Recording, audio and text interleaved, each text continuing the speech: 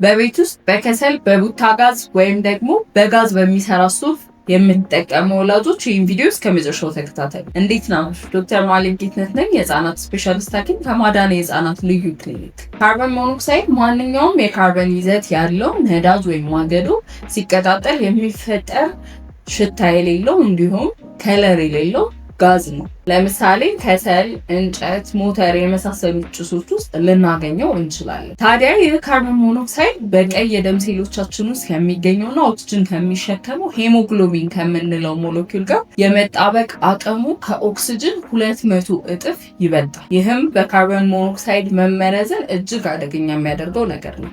ምክንያቱም ከሰውነታችን ውስጥ ወይም ደግሞ ከሄሞግሎቢኖቻችን ላይ ኦክስጅንን በማስወጣት ወደ ሴሎቻችን ኦክስጅን እንዳይደርስና እንድንታፈን ስለሚያደርግ ነው። በካርበን ሞኖክሳይድ የመመረዝ ምልክቶች በሶስት ደረጃዎች ከፍለን ማየት እንችላለን። የመጀመሪያ ደረጃ ምልክቶች ቀለል ያሉና ብዙ ስፔሲፊክ ያልሆኑ ወይም በተለያዩ ምክንያቶች ሊመጡ የሚችሉ ምልክቶች ናቸው።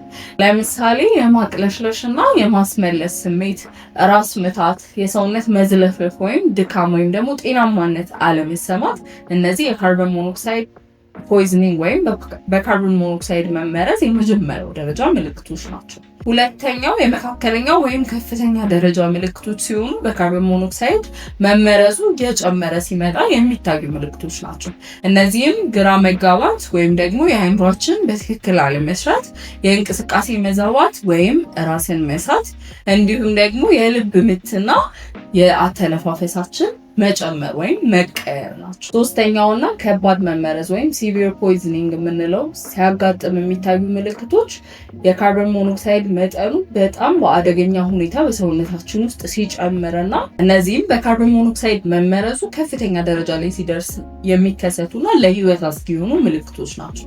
ከነዚህ መካከል ራስን ሙሉ ለሙሉ መሳት ወይም ኮማ፣ ማንቀጥቀጥ ወይም ደግሞ ሲዥር፣ ወደ ልባችን የሚሄደው የደም ማነስ ወይም ደግሞ ማዮካርዲያል ኢስኬሚያ፣ አሲዶሲስ የምንለው ወይም ደግሞ የደም አሲድነት መጨመር፣ እንዲሁም የልብና የደም ዝውውር ስርዓት መቋረጥና ሞት ሊሆኑ ይችላሉ። የካርበን ሞኖክሳይድ ህክምና አፋጣኝ የሆነ 100% ኦክስጅን ለተጎጁ ሰው ማድረስ ሲሆን ከዚህ በላይ ግን ሁላችንም በቤታችን ውስጥ እንደዚህ አይነት ካርበን ሞኖክሳይድ ሊያመነጩ የሚችሉ ማገዶችን ወይም ነዳጆችን ስንጠቀም ከፍተኛ ጥንቃቄ ማድረግና ክፍት በሆነና ንፋስ በሚያገኛቸው ቦታ መሆኑን እርግጠኛ ሆኑ።